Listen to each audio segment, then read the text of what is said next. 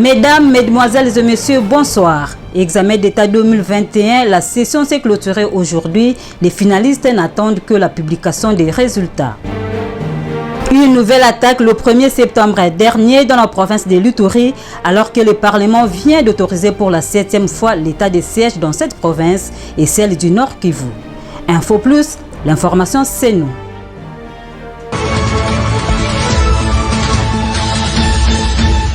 Clôture de la session d'examen d'État édition 2021, quelques élèves rencontrés ont affirmé que les épreuves de 4 jours se sont bien passées et des questions étaient posées dans les matières apprises à l'école.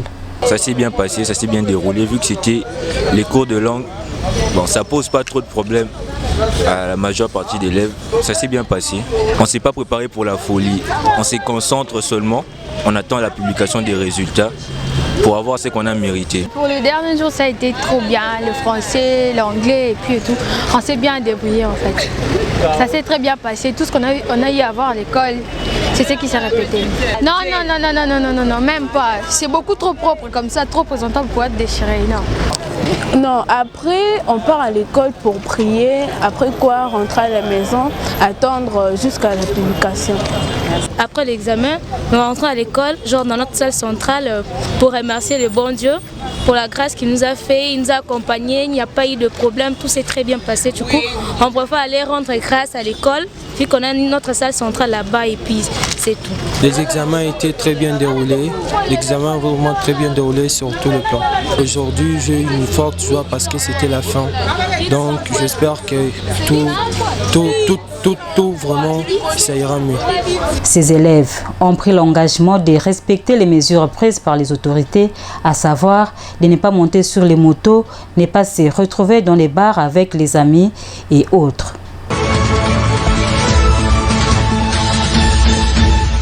L'examen d'État édition 2021 a débuté avec une polémique autour d'une série de questions liées à certaines personnalités politiques. Cela a énervé une certaine opinion. Il y a un problème sérieux qui se pose. On ne pose pas de questions aux enfants à l'examen d'État puisqu'il y a un parti qui est au pouvoir.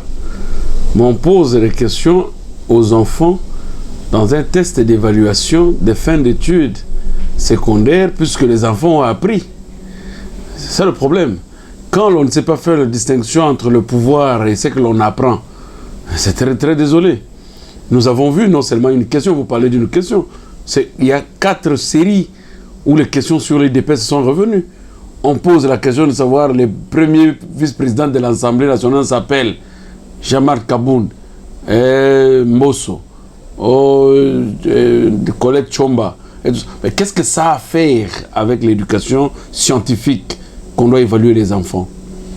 Est-ce que la question est-elle posée par rapport à ceux qui sont dans les grandes villes ou par rapport aux étudiants qui sont dans l'arrière-pays? Parce qu'il y a des endroits où il n'y a même pas de radio, il n'y a même pas de télévision. Ces enfants-là n'ont pas droit à répondre à cette question. Qu'est-ce qu'ils vont faire? Puisque maintenant, là, il n'y a même pas les radios qui sont dans certaines provinces, ils sont sur SW. Ici, les radios qui émettent sont AFM. Même la RTNC n'est même pas dans certains coins du pays. Comment ces enfants devront-ils savoir, celui qui a été élu premier vice-président de l'Assemblée, comment devront-ils être informés du secrétaire d'un parti politique? Est-ce qu'il y a un cours en 6e des humanités ou dans le parcours secondaire où on apprend les secrétaires généraux des partis politiques pour qu'on vienne évaluer l'enfant s'il a retenu ne fût-ce qu'un seul?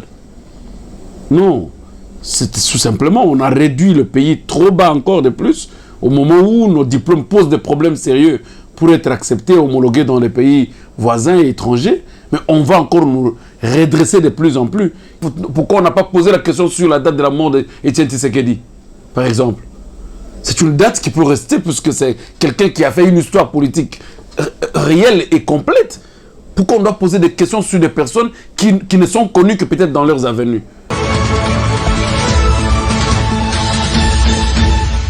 Le voix s'élève encore sur certaines questions reprises dans le bref de la session des examens d'État 2020-2021. À cet effet, la population congolaise estime que celle-ci ne pouvait pas créer de frustration si et seulement si cette matière a été enseignée. on les avait appris, qui est Kabouya, c'est tout à fait normal. Mais si dans les cas où ils n'ont pas donné au cours de civisme les noms de Kabouya, je ne vois pas l'importance de demander cette question aux examens d'État. Étant tous d'une même famille politique, il fallait choisir soit l'un, soit l'autre à en croire ces messieurs. C'est vrai, le compositeur des examens d'État sont allés un peu plus loin. En tout cas, c'est une première qu'on nous pose des questions sur...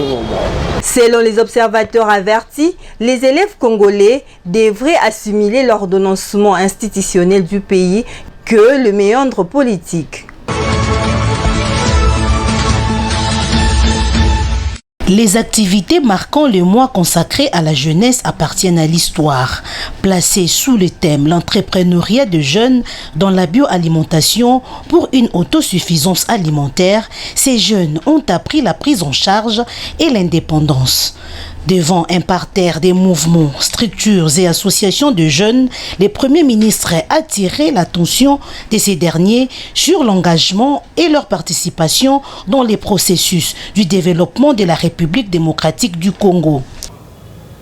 En ce qui me concerne, je ne pouvais en aucun instant hésiter à venir personnellement vous rencontrer pour échanger sur des problèmes qui touchent la jeunesse, et en particulier l'entrepreneuriat des jeunes, et recueillir par la même occasion les recommandations formulées à l'endroit du gouvernement, que vous avez préparées après votre atelier de réflexion. J'ai aussi voulu palper du doigt les potentialités de la jeunesse. Je n'ai pas oublié que j'ai été aussi ministre de la jeunesse. Et en tant que ministre de la jeunesse, je n'oublie pas ce qu'a toujours été la devise des jeunes. La devise des jeunes a toujours été « Ce qui se fait sans les jeunes n'est pas pour les jeunes » et souvent ça se fait contre les jeunes. Cerise sur le gâteau, une visite des stands érigés à l'Académie des Beaux-Arts dans le cadre de la foire de la jeunesse congolaise par Jean-Michel Samalou Kondé et ses hôtes a clôturé les mois de la jeunesse.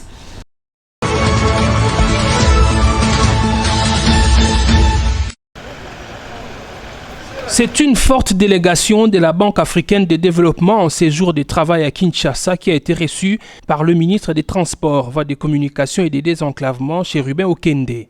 Les directeurs généraux des entreprises sous tutelle du ministère des Transports ont été conviés à cette rencontre de haut niveau. Avec à leur tête le directeur général du groupe de la BAD pour l'Afrique centrale, Serge Nguessan, les experts de cette institution ont eu une séance de travail avec Chérubin Okende qui a rappelé les attentes de la RDC. C'est une opportunité pour nous pour parcourir tous les secteurs et ainsi vous serez en mesure de cerner le degré de notre préoccupation, les degrés de nos attentes. Par rapport à la banque. Déjà, nous apprécions l'apport de la banque en ce qui concerne la sécurité aérienne. C'est des apports qui ne doivent pas être sous-estimés. Cela nous soutient énormément, mais il y a lieu de faire encore plus. L'amélioration du climat des affaires et la sécurisation des opérateurs et des voyageurs. Là-dessus, nous attendons l'appui de la banque sur les études de faisabilité pour attirer et mobiliser les investissements privés. La Banque africaine de développement est prête à continuer l'accompagnement qu'elle apporte à la République démocratique du Congo. Nous avons été vraiment séduits par le programme d'action et la stratégie d'intervention de ce ministère. Le ministre nous a présenté j'allais dire 10 grands chantiers, partant des réformes aux investissements physiques, et à l'intégration régionale. J'ai été personnellement impressionné par la qualité de l'ambition et j'ai rassuré le ministre de l'engagement ferme, comme lui-même il l'a dit, de sa banque. de la Banque africaine de développement, qui est la banque de la République démocratique du Congo, pour l'accompagner dans la réalisation de ces grands chantiers.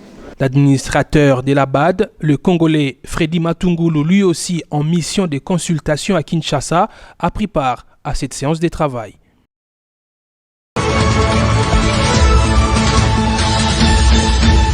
Désignation du remplaçant de Corneille Nangaa à la tête de la CENI ne laisse pas la population congolaise indifférente. Pour certains, il faudrait respecter la loi pour apaiser tous les esprits. Moi, je pense que, étant congolais, je ne suis pas du tout content pour le remplacement de Corneille Nangaa au nom de Denis Kadima. Donc il fait partie de la famille, c'est-à-dire ils sont d'une même province. Or, selon la loi de la CENI, ça interdit ça. Mais on ne sait plus quoi dire que les confessions religieuses fassent leur travail, tout simplement. L'impartialité, parce que, vous savez, si on continue à traîner, et les élections aussi vont traîner. Donc, tout celui qui sera comme président de la CENI, il sera le bienvenu. Si on trouve que celui-là est proche du président, qu'on lui mette un adjoint qui est en tout cas d'une autre obédience. C'est ça mon point de vue. Sinon, on ne va pas bloquer tout un pays comme ça. Ainsi, une plénière a été annoncée incessamment pour l'entérinement des animateurs de la centrale électorale. Quatre civils tués, 14 voitures et des camions incendiés lors d'une nouvelle attaque attribuée au groupe armé d'origine ougandaise ADF ce 1er septembre 2021 sur l'axe Kamanda-Lunda, plus précisément à Mafifi. Selon une nouvelle source, cette attaque cruelle et barbare des terroristes vise à saper les efforts mis en œuvre par les autorités congolaises au lendemain de la 7e prorogation de l'état de siège par l'Assemblée nationale. Signalons par ailleurs que l'attaque du mercredi 1er septembre 2021 est intervenue 2 semaines seulement après celle du 7 août 2021 au cours de laquelle 2 autres véhicules ont également été brûlés. Il faut noter que les forces armées de la République démocratique du Congo ont libéré de main des terroristes ADF plus de 50 otages bloqués au village. Après l'Assemblée nationale, c'est le tour du Sénat qui vient d'autoriser pour la 7e fois la prorogation d'état de siège. Pour certains observateurs avertis, l'état de siège dans les provinces du Nord Kivu et de l'Ituri est le plus long du monde. La prorogation en prorogation, on évalue avant de proroger. Est-ce que l'Assemblée nationale a déjà évalué à la 3e prolongation? A-t-il donné l'évaluation? Quelles sont les causes qui ne font pas ou qui n'avancent pas ou qui ne tiennent pas à la réussite de cet état de siège dans les 2 provinces? Est-ce qu'ils ont évalué? Est-ce qu'il y a un ministre qui a été interpellé? Est-ce qu'il y a des responsables de cet état de siège ont été déjà interpellés pour donner une évaluation concrète avant de prolonger? On ne peut pas prolonger pour en faire plaisir à quelqu'un. Avant de passer à une prorogation, dans toutes les procédures de prorogation, on évalue la première procédure engagée. Et nous risquerons de faire tous les 2 ans qui restent en train de parler toujours d'un état de siège dans ce coin de la République. Qu'à cela ne tienne, la promulgation de l'état de siège par les chefs de l'État interviendra incessamment. Vous êtes un homme bien faisant des bonnes œuvres. Vous êtes poli et vous ne buvez pas de l'alcool. C'est bien. Mais si vous n'avez pas reçu Jésus dans votre vie, vous n'êtes pas sauvé. Vos bonnes œuvres ne vous serviront pas. Sauvé par la grâce est le sujet abordé par le pasteur Godé Mongengo, tiré dans Éphésiens 2, 8 à 10. Nous sommes sauvés par la grâce, mais les moyens qui nous poussent à comprendre la grâce et à recevoir la grâce, c'est la foi. Et nous voyons déjà notre Père Abraham, Dieu l'a côté juste, pas à cause des bonnes œuvres, mais Dieu l'a côté juste à cause de sa foi.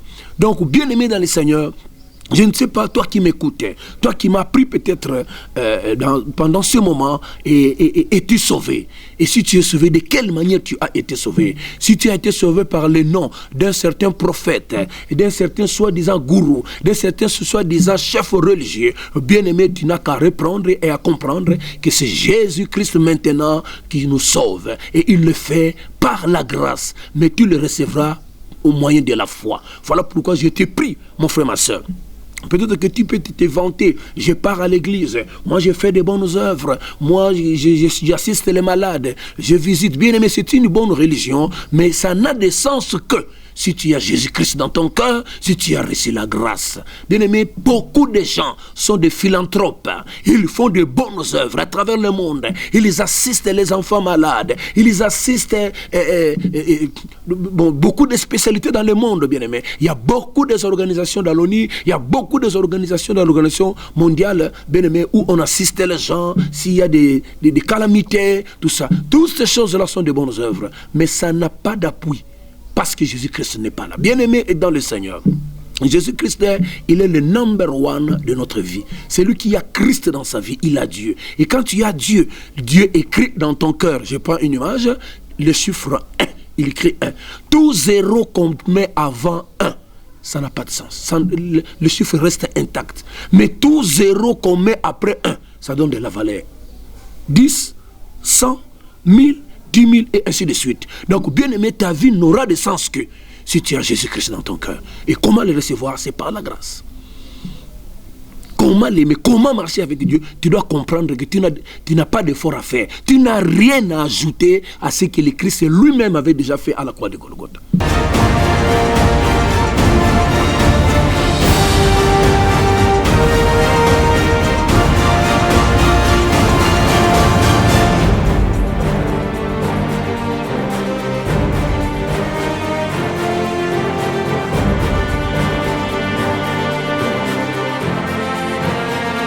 Bienvenue dans cette lecture de journaux. Ouvrons avec Forum des As qui rapporte à sa une, face au blocage persistant sur le dossier CENI, le retour de Félix Tshisekedi au pays, vivement souhaité. Selon le journal, les lignes ne bougent toujours pas quant à la désignation des nouveaux animateurs de la centrale électorale. À l'Assemblée nationale, poursuit les confrères, les choses semblent ne pas toujours avancer telles qu'on le souhaite. Bien au contraire, la cacophonie persiste. Et cela pour plusieurs raisons. Mais le principe est l'irrégularité constatée et dénoncée dans toutes les langues locales dans le fonctionnement de la commission paritaire mise en place pour examiner les dossiers individuels des candidats à la présidence de la CENI, renseigne les quotidiens. D'où la persistance de l'impasse. À moins que l'Assemblée nationale n'en décide autrement, en opérant un passage en force, révèlent les colonnes, sinon la crise est bien réelle. D'où le retour au pays très vivement souhaité du président Félix-Antoine Tshisekedi Tshilombo pour justement décompter la situation. La tempête des tropiques informe pour sa part que le chef de l'État n'est pas en République démocratique du Congo. Il sera reçu aujourd'hui au palais présidentiel italien. C'est par l'aéroport de Rome, Siampiro, relate le journal, que le chef de l'État congolais s'est rendu en Italie pour participer à la 47e édition du forum Ambrosetti sur l'économie à Milan. En prélude de cette rencontre, rapporte le tabloïd, Félix Tshisekedi sera reçu jeudi au palais du Quirinal, siège de la présidence de la République italienne, par son homologue Sergio Mattarella. Cette rencontre historique et hautement symbolique est placée sous le signe de l'amitié et du raffermissement des relations de coopération et d'intérêt commun entre la République démocratique du Congo et l'Italie. Établi depuis le XVIIe siècle à travers le Royaume Congo, complète l'avenir, les relations bilatérales italo-congolais ont toujours été empreintes de respect et considération mutuelle.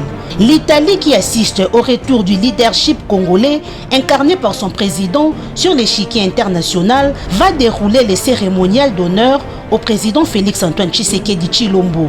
À l'étape de Milan, ajoute la prospérité, le président congolais et président en exercice de l'Union africaine va participer à la réflexion prospective des dirigeants du monde sur les thèmes, les scénarios d'aujourd'hui et de demain pour les stratégies concurrentielles.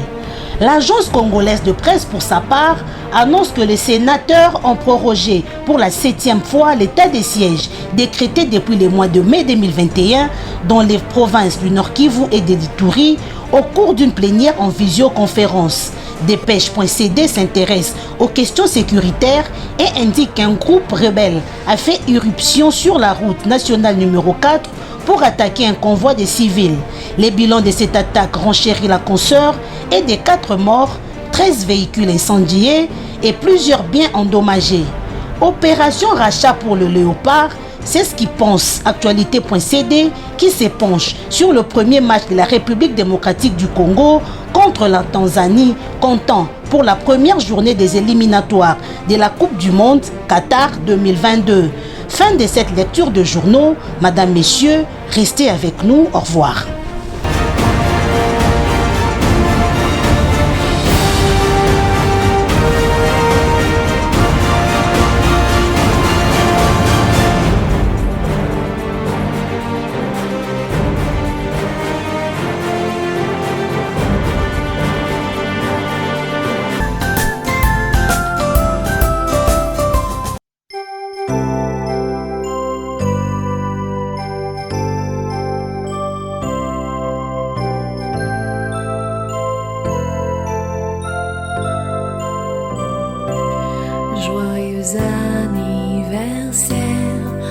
Acceptez de bon cœur mes vœux les plus sincères de joie et de bonheur. Joyeux anniversaire.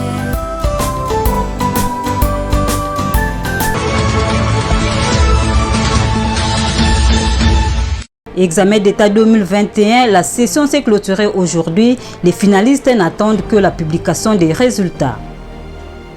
Une nouvelle attaque le 1er septembre dernier dans la province de l'Ituri, alors que le Parlement vient d'autoriser pour la 7e fois l'état de siège dans cette province et celle du Nord Kivu. Merci de votre fidélité au programme de Centrale Télévision. L'information continue sur notre chaîne YouTube Info Plus officielle.